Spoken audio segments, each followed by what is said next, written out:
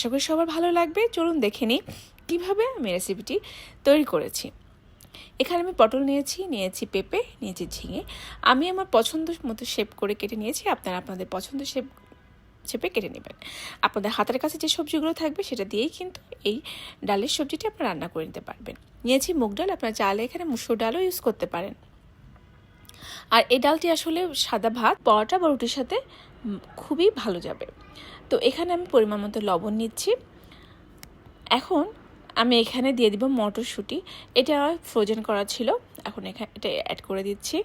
দিয়ে দিব এখানে সামান্য হলুদ দিয়ে দিব। এখানে হলুদের পরিমাণটা আমি কমিয়ে দেব, তার কারণ হচ্ছে বেশি হলুদ হয়ে গেলে কিন্তু সবজিটা খেতে ভালো লাগবে না।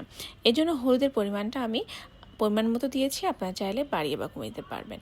তো এখানে হলুদ দিয়ে দিয়েছি পানি। এটা দিয়ে খুব ভালোভাবে আমি নাড়াচাড়া করে চুলায় বসিয়ে দিব। তার আগে আমি এখানে দিয়ে দিচ্ছি কাঁচামরিচ।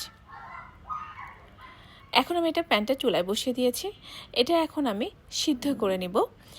তো এখন আমি ঢাকনি দিয়ে সুন্দর করে সবজিটা সিদ্ধ হওয়া পর্যন্ত অপেক্ষা করব।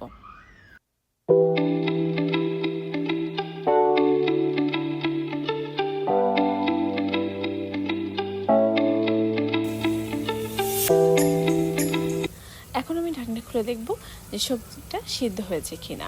হ্যাঁ, সবজিটা সিদ্ধ হয়ে গেছে, আপনারা দেখতে পাচ্ছেন। তো এখন চলে যাব পরবর্তী স্টেপে। তো এখন আমি এখানে একটা প্যান নিয়ে এখানে সরিষার তেল ব্যবহার করছি। আপনারা চাইলে এখানে সয়াবিন তেলটাও ব্যবহার করতে পারেন।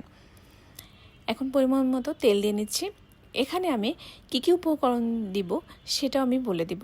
তো তার আগে আমি পরিমাণ মতো পেঁয়াজ কুচি, এটা একটু লাল লাল করে ভেজে নিব। খুব বেশি লালচে করা যাবে না, একটা বাদামি কালার আসা পর্যন্ত অপেক্ষা করব। এখন আমি কী এখানে দিব সেটা একটু দেখিয়ে দিই। এখানে আমি কয়েকটা দিয়েছি লাল মরিচ, দিয়েছি হাফ চামচ জিরা, দিয়েছি পাঁচফোড়ন, আর দিয়েছি এলাচ, দুটো এলাচ দিয়েছি, একটা তেজপাতাকে আমি 2 ভাগ করে নিয়েছি। এখন আমি এটা এই পেঁয়াজের মধ্যেই দিয়ে একটু নাড়াচাড়া করে নিব।